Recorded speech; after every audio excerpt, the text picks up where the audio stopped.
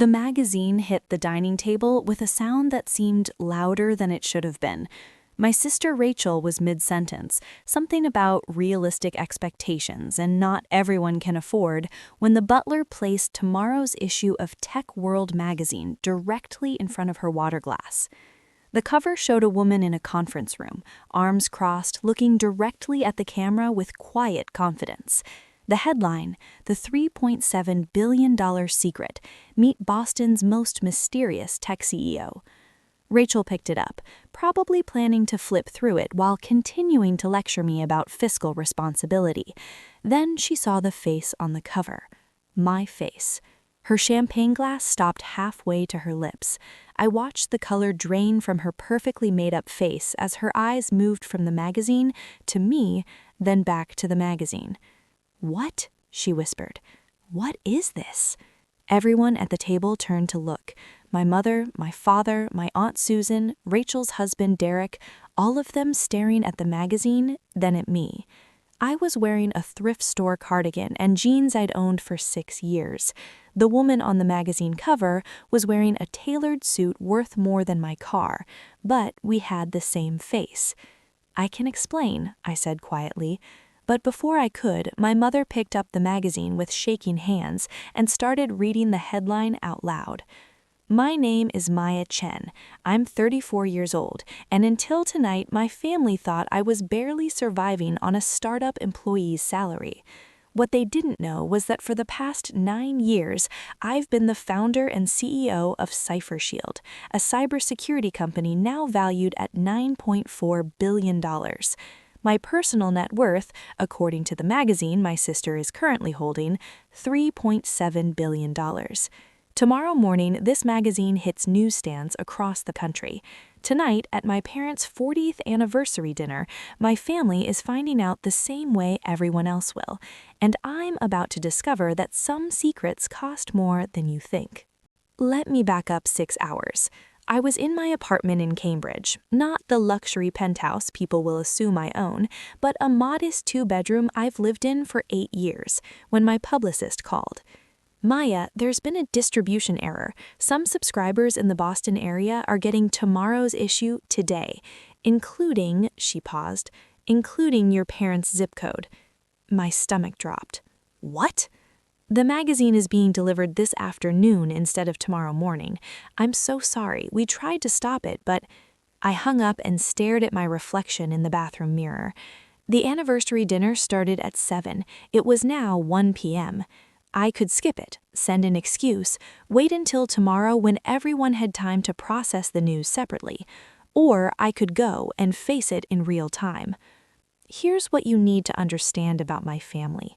We're not monsters, we're not villains, we're just limited. My father, David Chen, is a second-generation immigrant who built a successful accounting firm through sheer determination and 80-hour work weeks.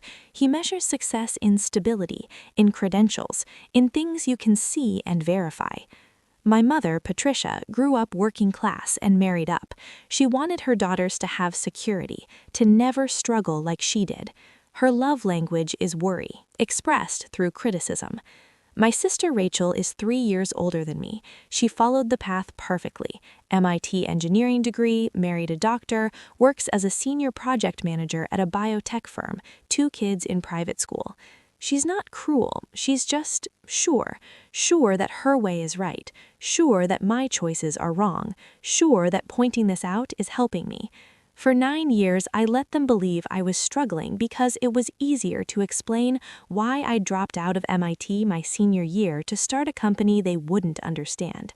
Easier than watching them try to comprehend why I'd chosen uncertainty over the guaranteed good life of an engineering degree. Easier than defending my choices every single time we met. So I just didn't tell them. The drive to my parents' house in Brookline took 40 minutes. The whole way I practiced what I'd say. I started a company. Too simple. I'm actually very successful. Too defensive. Remember how you said I'd never amount to anything? Well, too petty. By the time I pulled up to the familiar Colonial with the perfect lawn and the Mercedes in the driveway, I still hadn't figured it out. Rachel's Volvo SUV was already there, of course. She was probably inside helping Mom with last-minute preparations while making pointed comments about how some people show up early to help family. I sat in my 7-year-old Honda Civic and had a moment of pure panic. What if I just left, drove back to Cambridge, texted I was sick, dealt with this all tomorrow when everyone had time to process privately? My phone buzzed. Text from Rachel. "Where are you? Dinner starts in 20 min." I stared at that message for a long time. Then I saw another text, this one from my father. "It's good to see you, Maya." Simple. Not warm, exactly. Dad didn't do warm, but he'd sent it. That was something. I got out of the car. My mother answered the door wearing a navy dress that probably cost more than my monthly rent. Her rent, I mean, not what I could actually afford. "Maya, you're here." She hugged me, then immediately pulled back to examine my outfit. "Oh, honey, are you wearing that?" I looked down at my cardigan and jeans. Clean, presentable, comfortable. "What's wrong with it?" "Nothing, it's just Rachel brought that photographer friend of hers to take some family photos, and I thought you might want to—" She trailed off, her expression that familiar mix of disappointment and concern. "I'm fine, Mom, it's just dinner." She sighed and let me in. The house smelled of roasted chicken and vanilla candles. Classical music played softly from the living room. Everything was exactly as I remembered, tasteful, organized, slightly sterile. Rachel appeared from the kitchen, wearing a designer dress that probably cost a month of what she thought my salary was. "Oh good, you made it." She air-kissed near my cheek. "We were worried you'd bail. You've missed the last 3 family events." I was traveling for work. Right, work. Her tone suggested she didn't quite believe work was a valid excuse for missing family obligations. "Well, you're here now. Come say hi to Dad." My father was in his study, on the phone despite it being his anniversary dinner. Old habits die hard. I waited in the doorway until he finished, watching him in his element, sharp, focused, completely under control. He hung up and noticed me. "Maya, good to see you." We hugged awkwardly. We'd never been huggers. "How's the firm?" I asked, because that's what you ask my father. "Good, busy. How's—" He hesitated, trying to remember what I'd told him I did. "How's the tech company?" "Good." Silence. "Rachel tells me you're still renting," he said finally. "At your age, you should think about building equity. I know someone at Bank of America who could help you get pre-approved for a mortgage despite your situation," meaning my perceived lack of income. "I'll think about it, Dad. MIT connections only go so far if you don't leverage them properly." He said this gently, like he was sharing valuable wisdom. "You should call Rachel's friend Marcus. He's hiring for his startup. With your background—" "I have a job, Dad." "A job isn't a career, Maya. At 34, you should be thinking about your trajectory." I looked at my father, this man who'd worked his whole life for security, and almost told him right there. But then Rachel called from the dining room. "Dinner's ready." The dining table was set for 8. My parents, Rachel and Derek, my Aunt Susan, my Uncle James, and me. The 8th seat was empty. My grandmother had died 2 years ago, and we still set a place for her at special occasions. I was seated at one end, Rachel at the other, near our parents. The seating arrangement said everything about our family hierarchy. As we settled in, I noticed Rachel kept glancing at me with that expression I knew too well. She had something planned, some comment or comparison that would remind everyone how different our paths had been. The first course arrived, butternut squash soup that my mother had probably spent all day perfecting. "This is delicious, Patricia," Aunt Susan said. "You should open a restaurant." My mother laughed. "Oh, I'm no chef, just following recipes." Some people are good at following directions. Others prefer to forge their own path, even when it leads nowhere. She was looking at me. Derek coughed into his napkin. "Rachel," my mother warned, but gently. "What? I'm just saying there's no shame in asking for help. We're family. If Maya's struggling, and we all know she is, we should support her." I set down my spoon very carefully. "I'm not struggling." Maya, come on. You drive a car from 2019.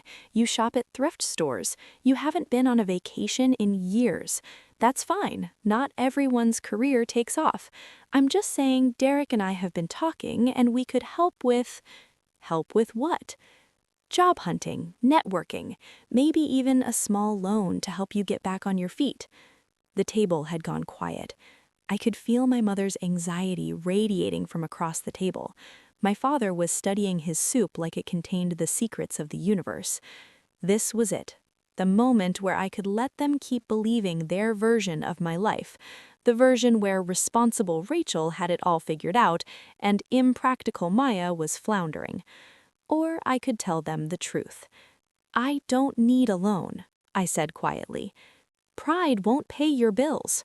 Rachel was using her patient older sister voice, the one that made me feel like I was 12 instead of 34. Rachel, maybe we should change the subject, Derek suggested. No, it's important. Mom and Dad won't say it, but we're all worried. You dropped out of MIT senior year? Senior year? To do what? Work for some tiny tech startup that clearly isn't going anywhere. And I get it, you wanted to be independent, prove something, but at some point you have to admit, I didn't work for a startup. I founded one. Rachel blinked. What? My company, Cipher Shield. It's valued at $9.4 billion. My personal stake is worth approximately $3.7 billion, give or take.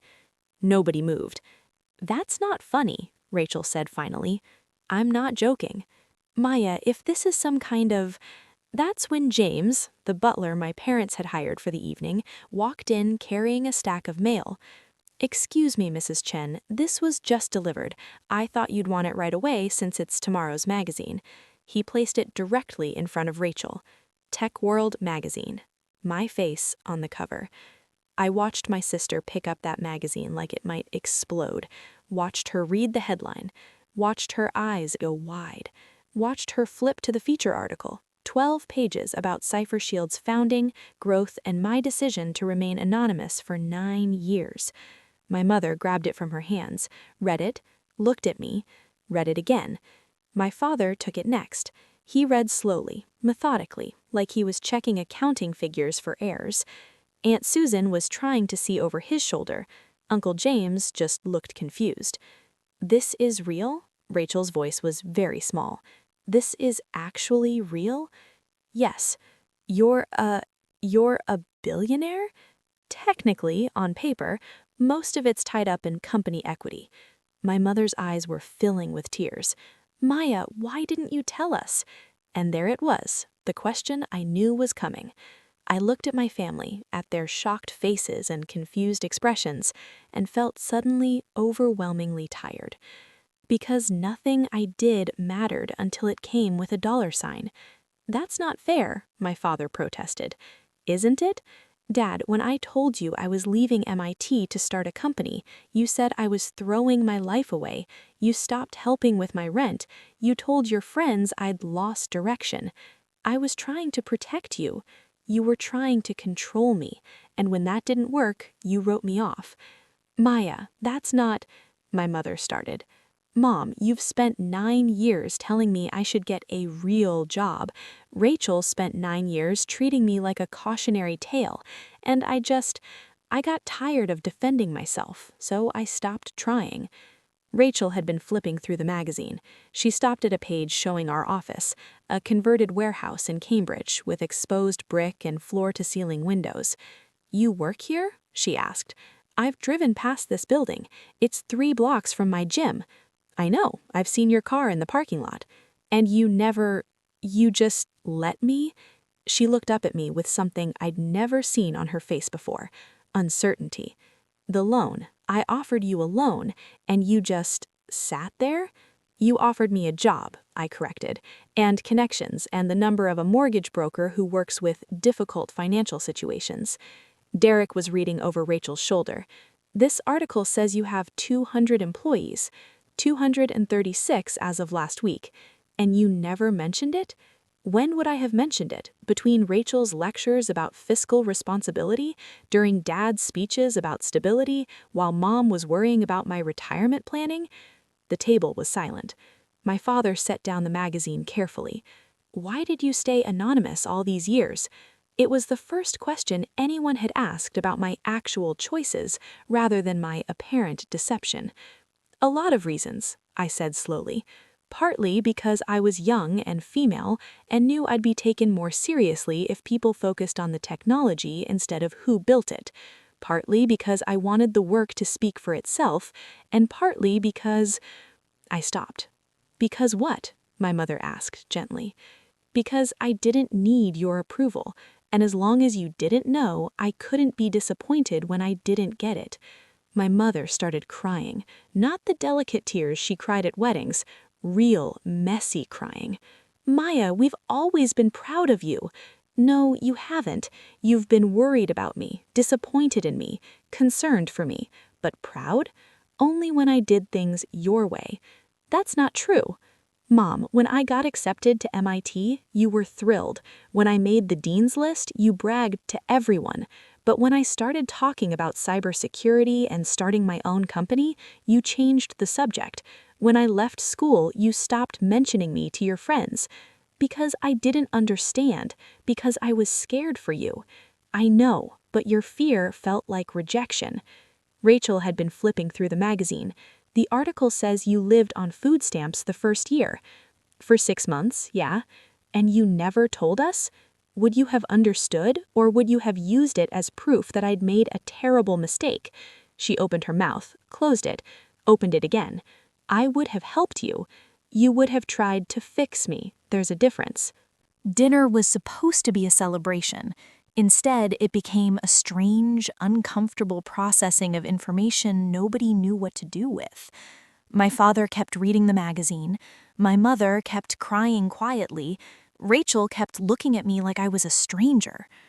Uncle James broke the silence. Well, this is certainly unexpected. Maya, I'd love to hear about the technology itself. What exactly does cybersecurity... Not now, James, my mother said sharply. I'm just saying, this is fascinating. My daughter has been lying to us for 9 years. This is not fascinating. This is... She trailed off, unable to find the word. Hurtful? Unfair? Deceptive? Yes, she looked at me with genuine pain. All of those things. Do you have any idea how this feels? To find out your daughter is one of the richest people in Massachusetts and you didn't even know? Do you have any idea how it feels to be constantly judged for not meeting expectations I never agreed to in the first place? Rachel slammed the magazine down. Oh, please, you're really going to play the victim here while sitting on billions of dollars that you never told us about? I'm not playing victim. I'm explaining why I made the choice I made. The choice to deceive your family? The choice to protect myself. From what? From people who love you? From people who love a version of me that doesn't exist. I was standing now, I realized. When had I stood up? You don't love me, Rachel. You love the idea of what I should be, the sister who followed your path, who validated your choices, who made you look good by comparison. That is incredibly unfair. Is it? Name one thing I'm passionate about, one thing I care about that has nothing to do with money or status. Rachel opened her mouth. Nothing came out. I'm passionate about encryption, I said quietly, about building systems that protect people's privacy, about making the internet safer for everyone, not just people who can afford expensive security. I wrote a paper about it when I was at MIT. You never asked to read it. I don't understand encryption. So ask. Ask me about my work. Ask me what I'm trying to build. Ask me why I care. But you never do, because you're not actually interested in who I am. You're interested in whether I measure up. Rachel's face crumpled. That's not... I don't... Then she started crying too. Great. Now everyone was crying except my father, who was still reading the magazine like it was a technical manual he could decode if he just studied it hard enough. I went to the bathroom to splash water on my face, stared at myself in the mirror, the same mirror I'd stared into as a teenager, wondering why I never quite fit my family's expectations. My phone was buzzing. Texts from my publicist, my COO, board members who'd somehow heard the news was breaking early. I ignored them all. Someone knocked on the door. "Maya, it's Mom."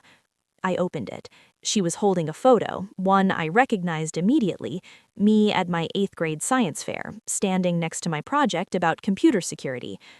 "I found this in the study. Your father keeps it on his desk."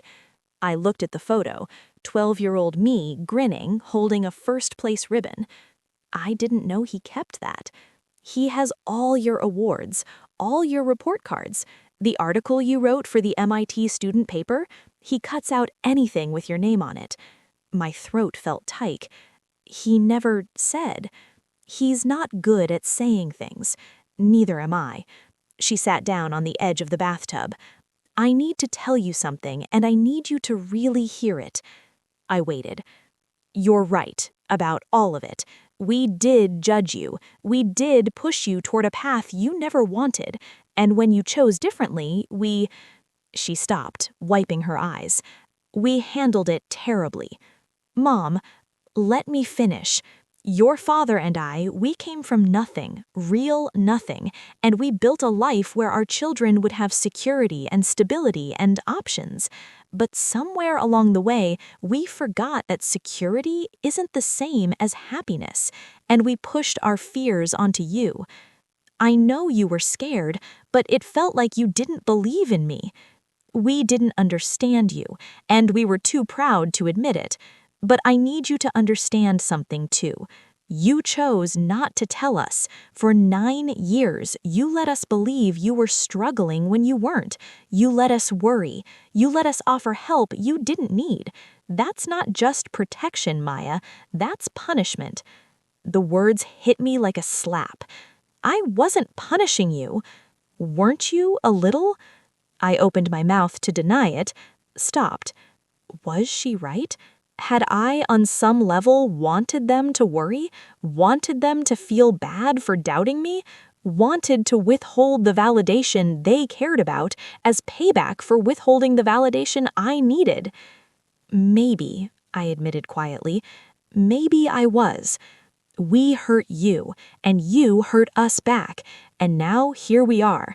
She stood up, putting the photo in my hands. Your father keeps this because he's proud of you, Maya. He's always been proud of you. He just didn't know how to say it in a way you could hear. When we came back to the dining room, Rachel and Derek were gone. "She needed some air," my father said. "She'll be back." He was standing at the window, hands in his pockets, looking out at the darkening yard. "Dad, I'm sorry. I should have—" "No, you don't need to apologize. I do." I'd never heard my father apologize, not once in 34 years. "When you left MIT, I told you you were making the biggest mistake of your life. Do you remember what you said?" I shook my head. "You said, maybe, but it's my mistake to make. And then you left." He smiled slightly. "Your mother cried for a week. I went to my office and worked 100-hour weeks because I didn't want to think about the fact that my daughter was living in some studio apartment eating ramen noodles. Dad, but you did it. You actually did it. You built something extraordinary, and you did it without our help, without our approval, without our understanding. And I should be angry that you didn't tell me, but mostly I'm just—" He stopped, his voice catching. "I'm proud of you. I'm so goddamn proud of you, and I should have said it years ago." I was crying again. My father crossed the room and hugged me. A real hug this time, the kind that meant something. "For what it's worth," he said quietly, "I still think you should have graduated from MIT." I laughed, wet and messy. "That's fair." Rachel came back an hour later. We'd moved to the living room by then, the anniversary dinner abandoned in favor of wine and awkward conversation. She stood in the doorway for a long moment before speaking. I read the whole article 3 times. Rachel, you developed a completely new encryption protocol. You have patents. You've won awards I've never even heard of. She sat down across from me. And I've spent 9 years feeling sorry for you. I know. No, you don't. You think I was being mean, being condescending, but I actually felt sorry for you, Maya. I thought I was the successful one. I thought I'd done everything right, while you, God, I'm such an idiot. You're not an idiot. I'm a project manager at a biotech firm. I make $180,000 a year, and I thought I was killing it. I thought I'd won at life, and you're a billionaire. Rachel, this isn't a competition, isn't it? It's always been a competition. Who's smarter, who's more successful, who made mom and dad prouder, and I thought I won. She looked at me. But you actually did something incredible, something that matters, something that changes the world, and I spent 9 years thinking you were the failure. I wasn't trying to compete with you. I know, that's what makes it worse. You were off building an empire, and I was just living my life, thinking I was better than you. We sat in silence. For what it's worth, I said finally, you have something I don't. You have Derek, you have your kids, you have a life that looks happy from where I'm sitting. Are you happy? I thought about that. I'm not sure. I'm successful, but happy? I shook my head. I work 70-hour weeks. I don't date. I don't have friends outside of work. I've spent 9 years building something that matters to me, but I stopped. I'm lonely, Rachel. I'm really, really lonely. Then why didn't you tell us? We could have, what, thrown you a party, congratulated me? You would have, eventually, but first there would have been the questions, the doubt, the are you sure this is real, and don't let it go to your head, and all the ways you'd try to make sure I stayed humble and grounded and didn't get too big for my britches. That's not fair. Maybe, but it's true. Rachel was quiet for a long moment. I'm sorry, for all of it. The comments about food stamps, the job offers, the loans, I thought I was helping. I know. Can we... She stopped, started again. Can we start over? Not go back, but maybe start from here? I don't know how to do that. Neither do I, but maybe we figure it out together? 3 months later. I'm sitting in my therapist's office, the one I finally admitted I needed, talking about family and success and the cost of keeping secrets. Do you regret it, telling them the way you did? Dr. Morrison asks. I think about that night, the shock on their faces, my mother crying, Rachel's humiliation, my father's pride mixed with hurt. Yes and no, I say finally. I regret the pain, but I don't regret them finally seeing me. And are they seeing you now? Really seeing you? That's the complicated part. Since the magazine came out, everything changed and nothing changed.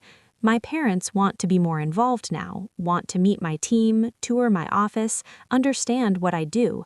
It's nice, but also hollow sometimes, like they're interested in the CEO, not their daughter. Rachel texts more, real texts, not just obligatory check-ins. But there's still tension, still the unspoken question of why I let her believe a lie for so many years. Last week, we had coffee, just the two of us. Derek thinks I should go to therapy, says I have control issues. Do you? Probably, she stirred her latte. I've been thinking about mom and dad, about how they treated us differently, how they expected different things from us. You were the perfect daughter. I was the scared daughter, following rules because I was too afraid to break them. She looked at me. You were brave, Maya. I've always envied that. I wasn't brave. I was just too stubborn to quit. That's the same thing. Maybe it is. My phone buzzes. Text from my mother.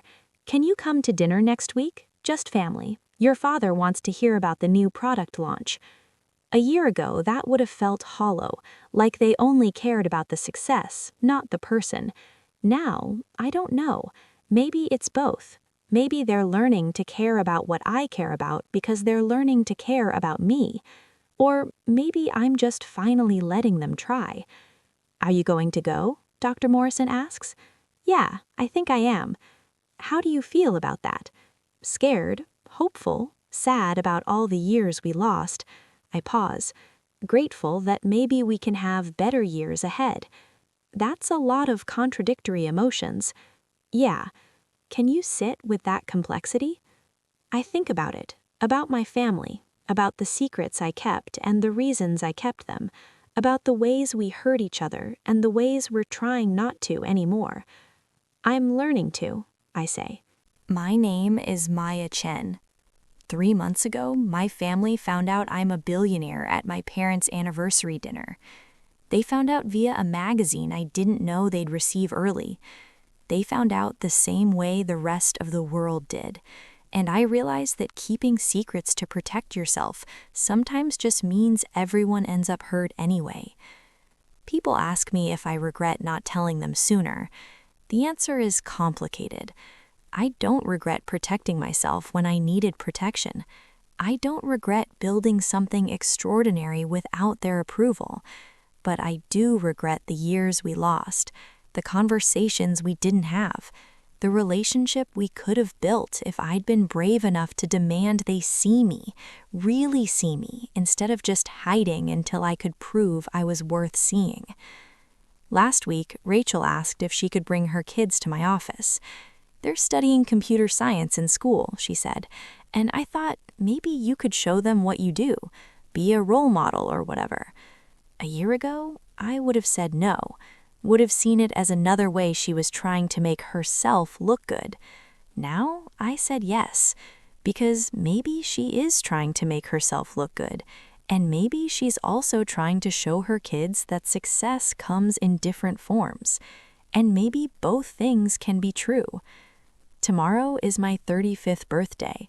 My parents are throwing me a party. A real party, not the dutiful family dinners of the past. Rachel texted me, "I'm sorry I don't know what to get you. Do billionaires even want presents?" I wrote back, "Billionaires want what everyone wants, to feel seen by the people they love." She responded, "Then I'll try to see you, really see you, even though I'm still learning how." It's not perfect. We're not fixed. There's still awkwardness and pain and years of hurt that don't disappear overnight. But it's something. It's a start. My name is Maya Chen. I'm worth $3.7 billion on paper. I have 236 employees. I've revolutionized cybersecurity. I've been featured in every major tech publication. And none of that matters as much as the text I got from my father last night. Proud of you, not for the money or the company, for the courage to be yourself even when we made it hard. That's real success. I read that text 17 times. It's not enough to heal everything, but it's enough to try. If you stayed until the end, you understand what real revenge looks like. It isn't loud. It isn't rushed. It's patient. This is Revenge with Remy. Subscribe and stay patient.